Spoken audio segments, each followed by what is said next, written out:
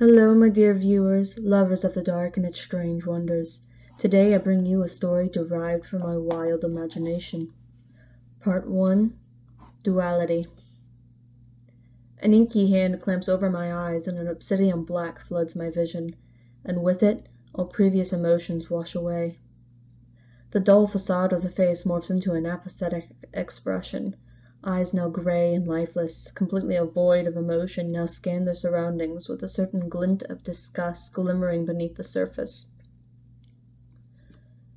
I wish that I knew how to prevent such a warped soul from ever escaping the walls of my mind again.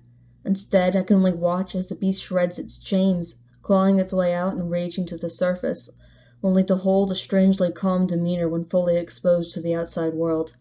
It breathes in the air, exhaling it, and once more stalking around for its doomed prey. And all the while, not a soul notices. The icy hand of dread trails its fingers down my spine as I can only stand aside and watch my disgusting actions unfold before me. It all began with a voice that rings out in seemingly genuine interest, but it was painfully obvious that they had ulterior moves at hand. Surrounded by these imbeciles makes me sick to the very core of my being. A deep sense of unwavering hatred from unknown origins boils in my blood for these wretched creatures. I feel my face twitch and contort as I send wary glances around me, which thankfully go by unnoticed. Good. I can't afford to lose him now. I'm so close. It's been weeks since this all began, and I am left to gawk at his stupidity. With this endless amount of information stored away in his mind, one would think that with my strange behavior would scream danger. So why did he willingly walk into the open jaws of a beast who could easily snap his bones in one powerful blow? God, I can hear her taunting laughter now. Oh, come here, you sweet, foolish little boy. Come to Mama. Let me wrap you up in my little web. Please, for the love of God, get away from me before she wraps you around her finger. She holds no soul, no morals. She holds warped logic in that mind of hers. She is emotionally detached from the rest of us.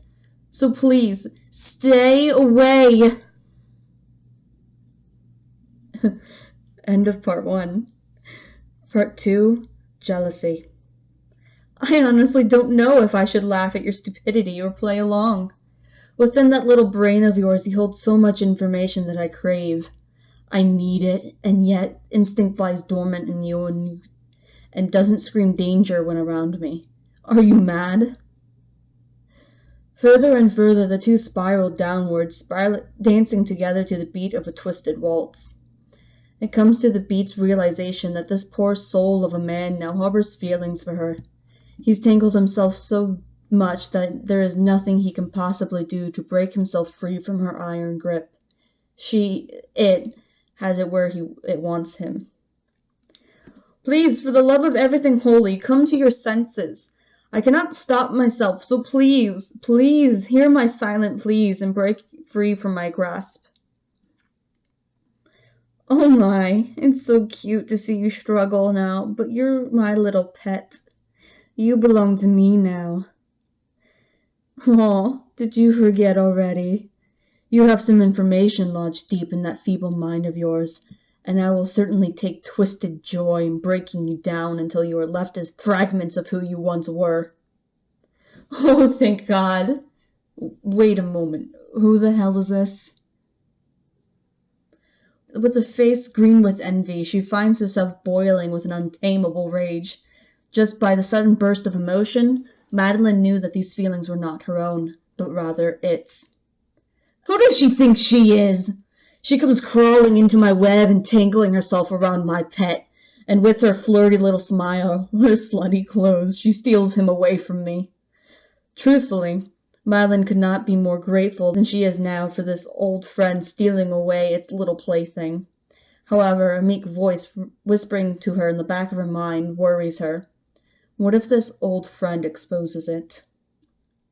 I don't know what she hopes to gain, but I hope the sudden interference realizes that I have this boy wrapped around my little finger. He has already woven himself into my web, and there's no amount of tugging she can do to tear him away from me. After all, I still hold all of his attention. Oh yeah, trigger warning, part 3, insanity. To wish for the frigid claw of death to clamp around my still-beating heart would be considered a blessing if it meant I could be freed from its grasp. And yet it somehow manages to put me deeper in the spiraling pit of despair. The more I struggle, the tighter the strings coil themselves around my limbs, as if I had suddenly become a marionette. A deep chuckle bubbles from its throat. Icy cold fingers trail across my jaw and cover my eyes, pulling me closer to its chest. My world plunges into an inky darkness that I've grown familiar with, and once more I've been graced upon the presence of the devil. Shh, hey, do not fret, my dear. I'm right here. Oh, my poor little thing, allow me to console you. Let me in. Now who dares to harm you? It was him again, wasn't it? I can feel a chuckle rumble in its chest once more, and it tightening its grip around my eyes, pulling me deeper into its web. I can feel myself sinking further into this temptation, despite the fact that I know I shouldn't fall for its tricks. Madeline, even you know that's futile to rebel against me. You know that I always get what I want. I can assure you that he will be taken care of. He will no longer cause you harm. I will rid the world of that revolting pig. Just imagine such an alluring life without him in it. No more fights at ungodly hours of the night. No more nights where you have to stifle broken sobs. Madeline, don't you see? I carry the antidote to the poison that he's infected you with. I can cure you. And if I decide that I want him gone, how can I get it to happen? Oh, you know what you have to do to achieve that. No, I can't. I won't let you do that again. That wasn't a question. Get out of my head! Well, I kind of butchered that last part, but there's the first 3 parts. Comment down below if you want me to write more and possibly upload more. This took me hours to make. Let's just keep it at that. So, yeah, let's just end it there.